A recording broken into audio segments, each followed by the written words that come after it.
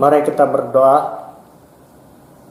Tuhan Yesus, kami mengucap syukur untuk kesempatan hari ini karena kami dapat lagi mendengar pemberitaan firman Tuhan melalui pelayanan online. Tuhan, tolong kami supaya kami mengerti isi hati Tuhan dan kami dapat menerima apa yang telah dikatakan oleh firman Tuhan kepada kami pada hari ini. Tuhan, lindungi kami sewaktu kami mendengar pemberitaan firman-Mu, dan biarlah kami dapat fokus dan mengerti apa yang kami pelajari pada hari ini. Tuhan, biarlah kuasa Roh Kudus-Mu bekerja di tengah-tengah kami, lebih lagi di dalam hati kami, sehingga kami dapat melihat suatu kebenaran dan pencerahan daripada pemberitaan firman Tuhan pada hari ini. Di dalam nama Tuhan Yesus kami berdoa. Amin. Salam untuk ngawi daten. Peng kura-kurana at kabar teko dat masa dinon dah ditih. Tumbayan ako dat ikayo dahina idwalay nga kapuriman kasari da pekerjaan da Tuhan dit luar biasa. Meskipun dat autakau kepegiruruba isuang dat kesambayangan da depan mata kasari dat masa dat corona ditih nga pengkura pa PKP nga pempasih kau pa kasari ya pempasih kay pa irina harapan takau dat mentadat Tuhan dit memelihara kasari daton anano tentang itu kau at baras da Tuhan da tadabayna isuang da Injil Lukas pasal 13 ayat 22 sampai da ayat 30. Siapa yang diselamatkan?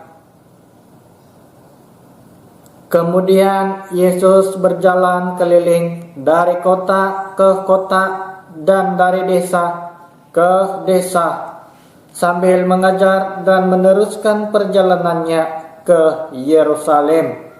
Dan ada seorang yang berkata kepadanya, "Tuhan, sedikit sajakah orang yang diselamatkan?" Jawab Yesus kepada orang-orang di situ, "Berjuanglah untuk masuk melalui pintu yang sesat itu. Sebab aku berkata kepadamu, banyak orang akan berusaha untuk masuk, tetapi tidak akan dapat. Jika tuan rumah telah bangkit dan telah menutup pintu, kamu akan berdiri di luar dan mengetuk-ngetuk pintu sambil berkata, 'Tuan, bukakanlah kami pintu.' Dan ia akan menjawab dan berkata kepadamu, 'Aku tidak tahu dari mana kamu datang.' Maka kamu akan berkata, 'Kami telah makan dan minum di hadapanmu, dan engkau telah mengajar di jalan-jalan kota kami.' Tetapi ia akan berkata kepadamu, 'Aku tidak tahu dari mana kamu datang. Enyahlah dari hadapanku, hai kamu sekalian yang melakukan kejahatan. Di sanalah akan terdapat ratap dan kertak gigi apabila kamu akan melihat Abraham dan Ishak dan Yakub dan semua nabi di dalam kerajaan Allah.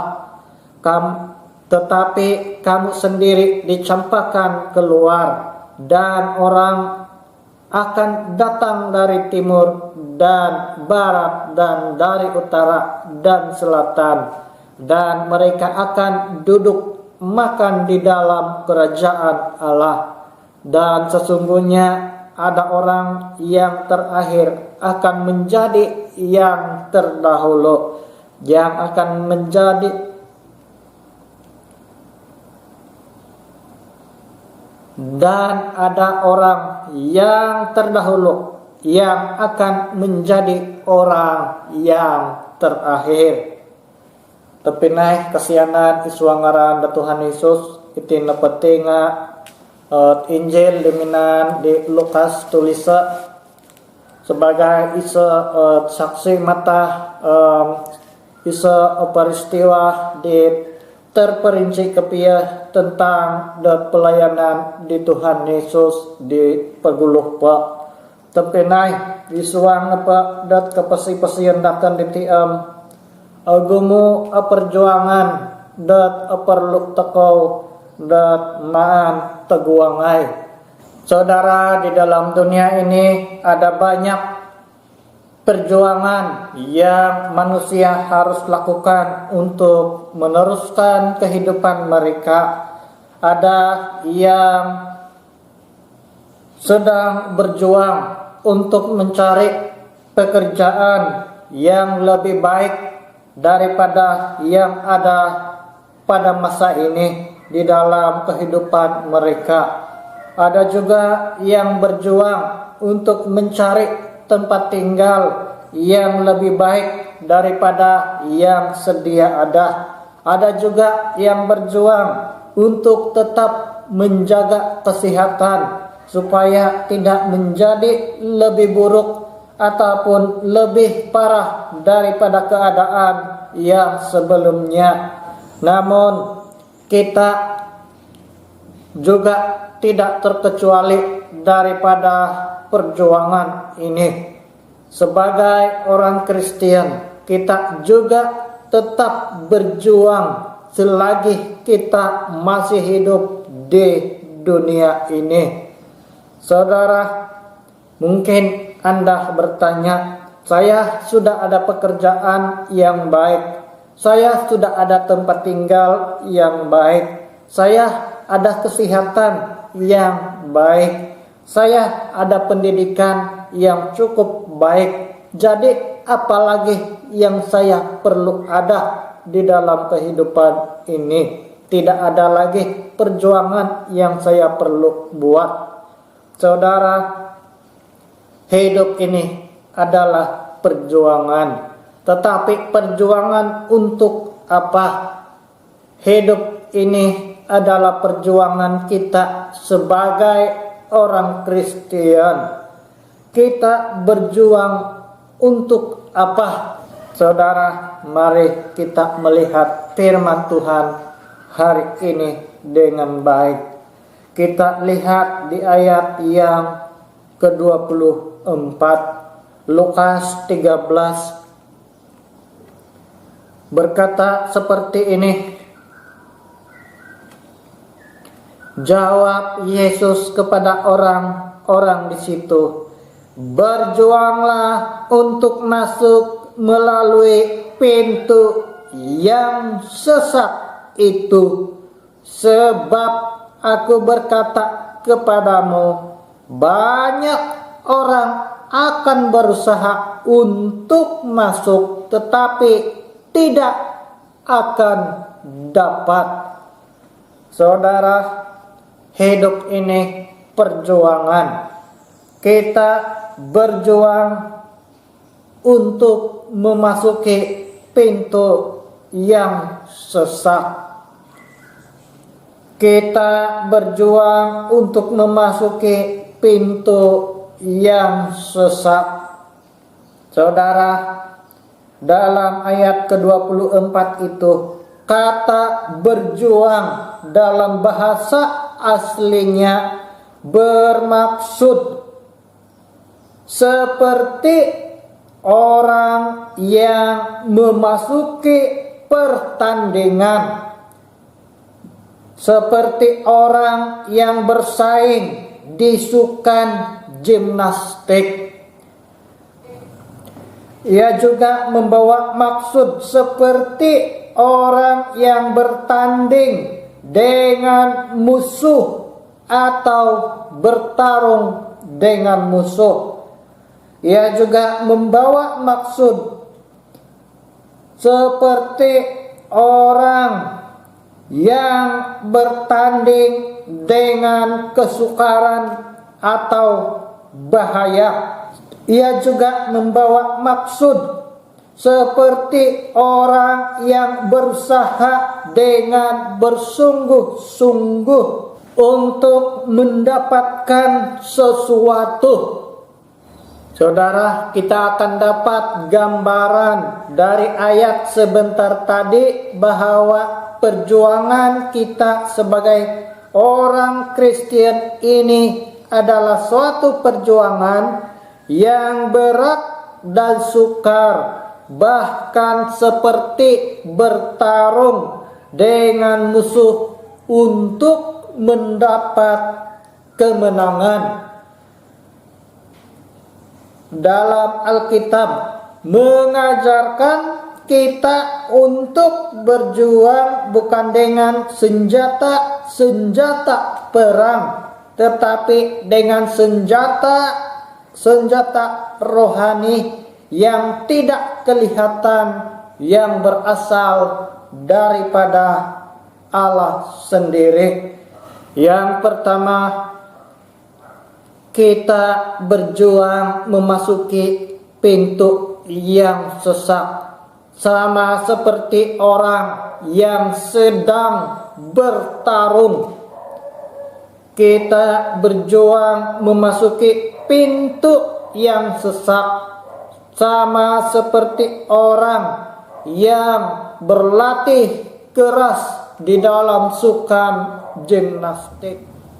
Bukan saja kita berjuang untuk masuk melalui pintu yang sempit tersebut, tetapi kita berjuang juga untuk kehidupan kekal bersama dengan Tuhan.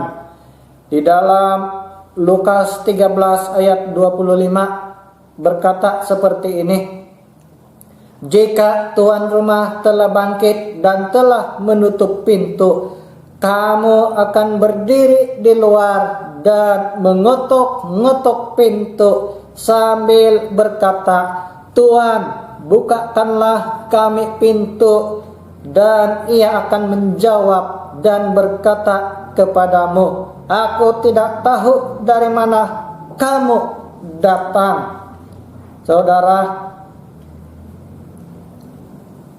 apa artinya ayat ini?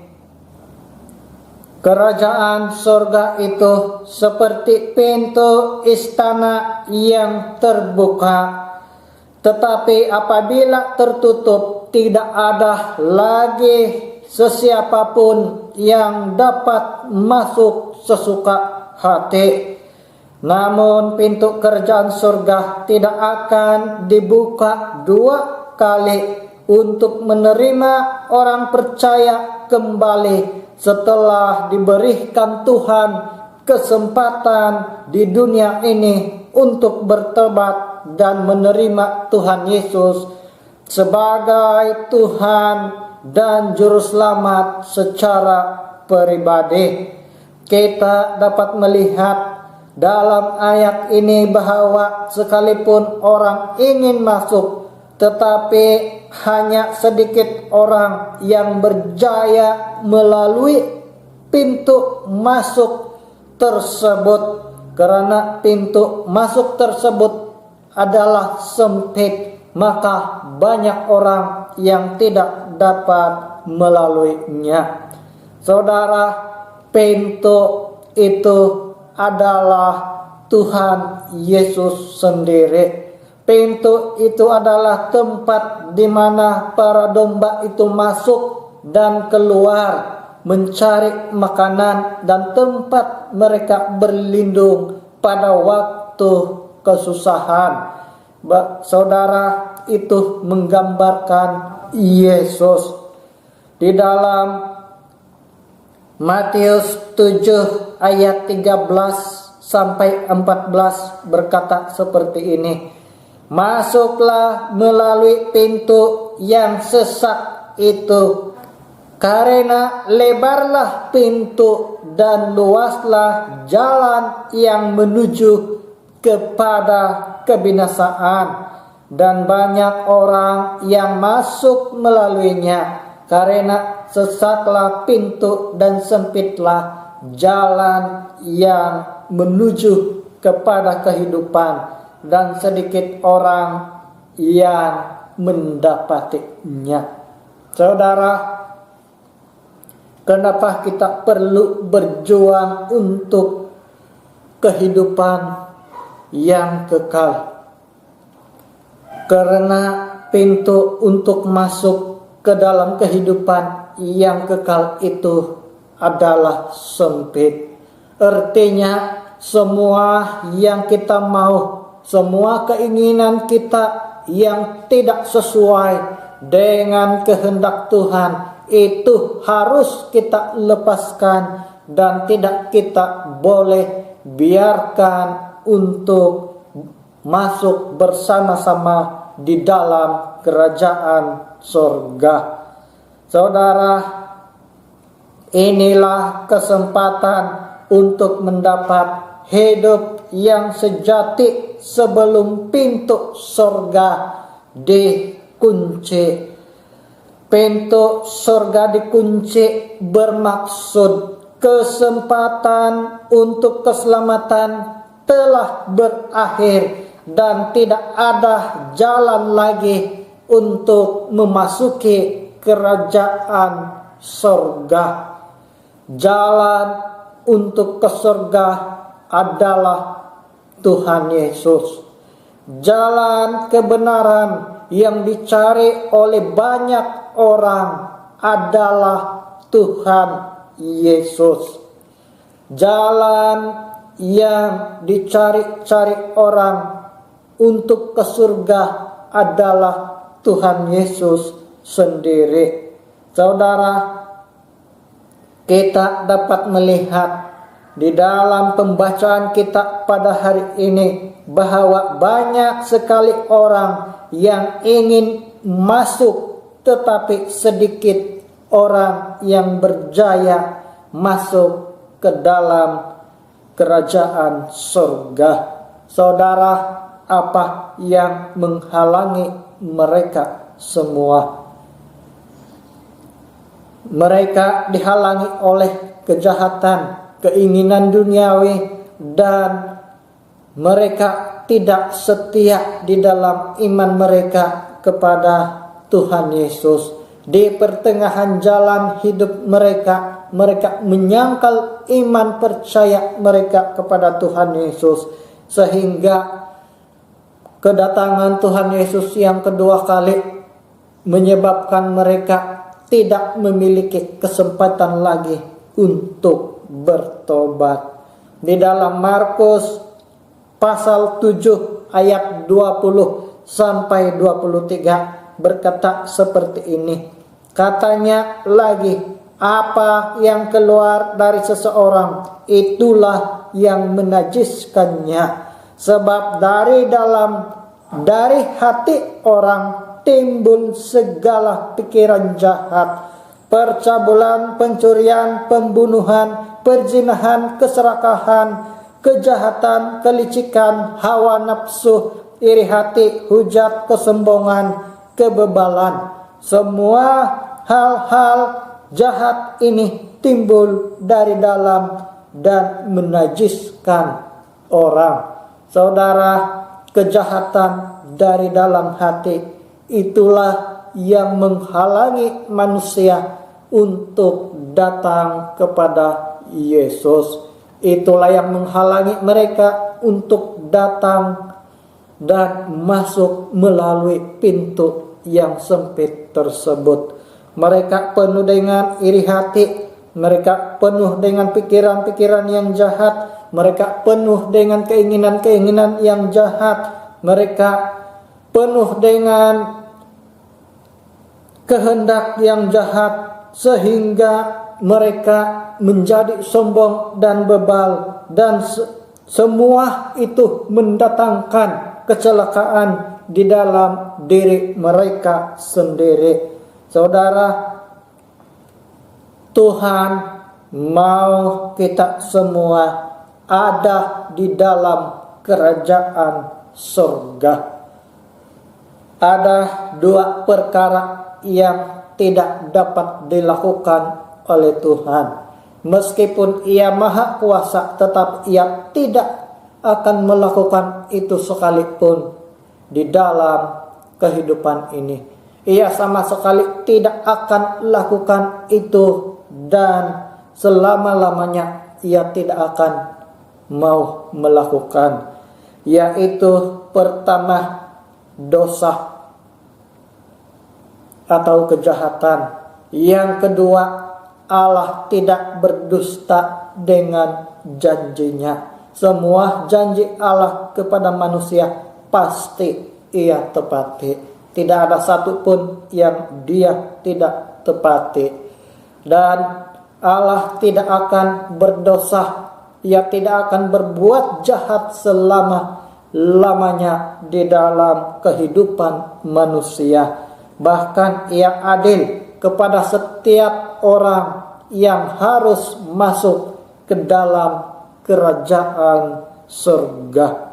Saudara, inilah kesempatan kita masuk ke dalam kerajaan surga. Tetapi kita perlu melepaskan yang menyebabkan kita terhalang untuk masuk ke dalam pintu yang sempit tersebut. Yang ketiga, kita berjuang untuk meninggalkan semua kejahatan kita. Kita tidak boleh berhenti untuk meninggalkan kejahatan kita, karena semakin lama dunia ini semakin dekat kepada kedatangan Tuhan Yesus yang kedua kali. Saudara, Tuhan mau semua kita ada di dalam surga, dan pergunakan kesempatan untuk bertobat selagi ada. Kita perlu berjuang untuk menjaga pengakuan yang benar tentang Yesus. Di dalam ayat yang ke-26 ini, ada orang yang memiliki kesempatan untuk bersama-sama dengan Tuhan Yesus. Kesempatan untuk melayani bersama-sama dengan Tuhan Yesus, tetapi Tuhan Yesus tidak mengakui mereka dan tidak memberikan mereka kesempatan untuk masuk ke dalam kerajaan surga. Kenapa kita perlu menjaga pengakuan kita? Karena itulah tanda keteguhan iman kita. Karena itulah tanda keyakinan kita yang benar tentang Tuhan. Karena kita juga akan diakui oleh Tuhan Yesus di surga nanti. Dalam ayat ke-26 itu, ungkapan kami telah makan dan minum itu adalah gambaran bahwa orang itu pernah memiliki kesempatan untuk bertemu semeja dan makan bersama-sama dengan Tuhan Yesus. Tetapi itu tidak menjamin keselamatan mereka untuk masuk ke dalam kerajaan Allah, karena sebenarnya hati mereka jauh daripada Tuhan. Mereka tidak setia di dalam iman mereka dan meninggalkan iman percaya kepada Yesus. Mereka menyangkal Tuhan Yesus dan murtad.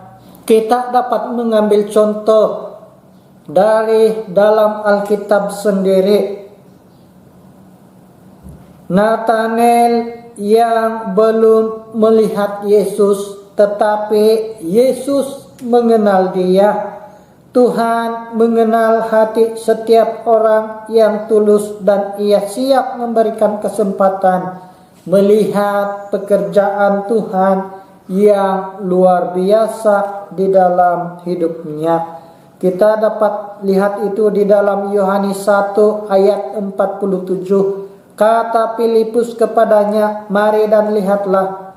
Yesus melihat Nathanael datang kepadanya dan berkata tentang dia, "Lihatlah, inilah seorang Israel sejati, tidak ada kepalsuan di dalamnya.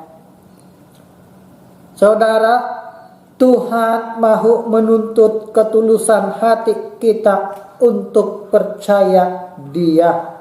Seperti Nathanael yang tulus hati meskipun ia belum melihat Tuhan Yesus, tetapi Tuhan Yesus mengenal dia sebagai orang yang tulus.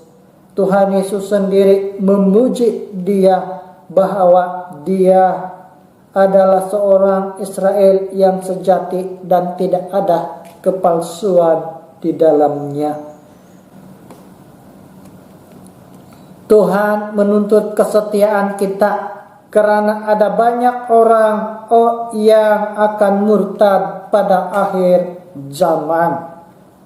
Kita dapat melihat contoh yang terjadi di dalam Alkitab yang menyangkal Tuhan Yesus, tetapi apabila ia menyadari kegagalannya, ia bangkit kembali dan menjadi saksi Tuhan yang luar biasa di dalam kehidupan dan pelayanannya.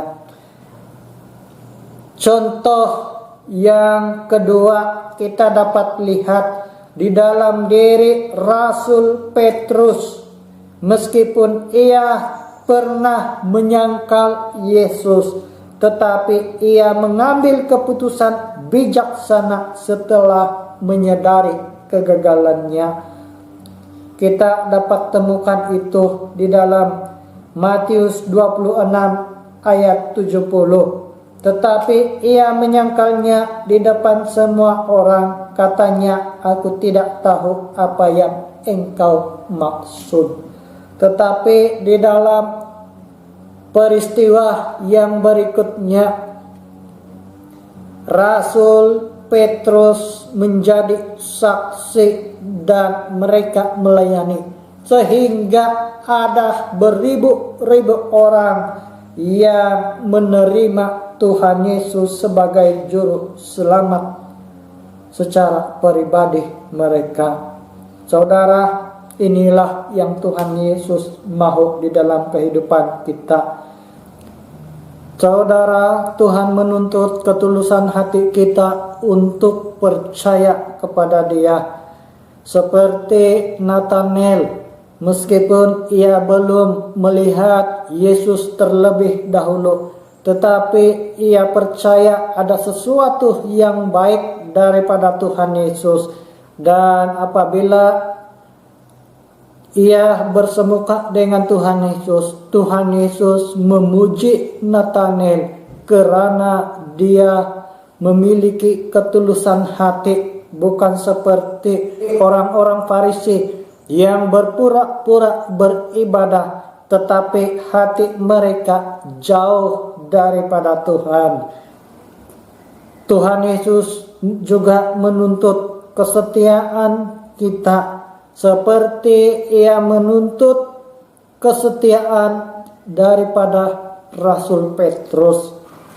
Petrus pernah menyangkal Tuhan Yesus, tetapi ia menyadari kegagalannya dan ia kembali datang kepada Tuhan, dan ia terus-menerus melayani Tuhan sehingga akhir kehidupannya. Dan Tuhan Yesus memperingatkan dia supaya ikutlah Yesus, supaya ikutlah aku, kata Tuhan Yesus. Saudara, kerinduan Tuhan bagi kita sebagai orang-orang Kristen, bahkan bagi seluruh dunia, adalah mengikut Yesus ke surga. Tak perlu berjuang terus dengan meninggalkan semua kejahatan, karena surga adalah tempat kita yang kekal dan sepatutnya kita semua pergi. Yang berikutnya, kita perlu ketulusan hati untuk berjuang dan percaya kepada Tuhan Yesus, karena orang yang berpura-pura akan diusir dari hadapan Tuhan, dan tidak mendapat tempat di dalam kerajaan surga. Yang berikutnya, kita perlu mempertahankan iman dan jangan murtad, karena itu mengakibatkan kita menderita dan kerugian selama-lamanya di dalam penderitaan. Yang berikutnya, gunalah kesempatan ini untuk berjuang dalam pertandingan iman yang benar, karena ada banyak orang yang akan datang untuk bertanding. Bahkan banyak orang mencari pintu yang benar, tetapi sedikit orang yang berjaya untuk melaluinya, karena ada banyak yang mereka tidak sanggup lepaskan. Yang berikutnya, saudara, marilah kita teguh berpegang pada pengakuan tentang pengharapan kita, sebab Ia yang menjanjikannya setia. Saudara, cabaran bagi kita pada masa ini, masihkah kita berjuang sampai ke waktu ini? Apalagi pada waktu-waktu kesusahan dunia masa-masa ini, apakah kita masih berjuang di dalam iman kita kepada Yesus Kristus? Yang kedua, apakah kita meyakini perjuangan kita masih di jalan yang benar, ataupun itu hanya sekadar luaran sahaja, tetapi sebenarnya itu tidak menyenangkan hati Tuhan? Yang ketiga, saudara, apakah kita bersedia menghadapi semua kemungkinan perjuangan-perjuangan kita dengan tabah, tanpa menyangkal iman kita di hadapan Tuhan Yesus? Mari kita berdoa. Tuhan Yesus, kami sangat mengucap syukur untuk pimpinan-Mu hari ini di dalam hidup kami. Tuhan, tolong kami supaya kami tetap berjuang sampai ke garis akhir hidup kami. Tuhan, tolong kami supaya kami berjuang di dalam kekuatan Yesus Kristus untuk meninggalkan semua kejahatan-kejahatan kami, dan berilah kami semangat dan kemampuan kembali untuk berdiri apabila kami menyadari bahwa kami banyak kali gagal di dalam perjuangan kami. Tuhan, kuatkan iman kami, teguhkan jiwa kami, teguhkan roh kami, pimpin langkah hidup kami, dan biarlah kami dapat bangkit kembali seperti Rasul Petrus yang bangkit kembali dan menjadi saksi Tuhan, sehingga banyak orang yang percaya dan menerima Tuhan Yesus sebagai juru selamat mereka. Ya Tuhan, ini kerinduan kami. Biarlah firman Tuhan hari ini itu yang menegur, mengajar, memperingatkan kami, memberikan kami motivasi dan memberikan kami pengajaran yang dalam, supaya kami tetap terus menerus setia sampai ke garis hidup kami. Ya Tuhan, ini doa kami. Berkati semua rakan-rakan kami yang mendengar, seluruh keluarga kami, diri kami sendiri, dan siapapun yang mendengar pemberitaan firman Tuhan pada hari ini. Kiranya Tuhan Yesus memberkati mereka, dan di dalam nama Yesus Kristus Tuhan Juru Selamat kami sudah berdoa. Amin.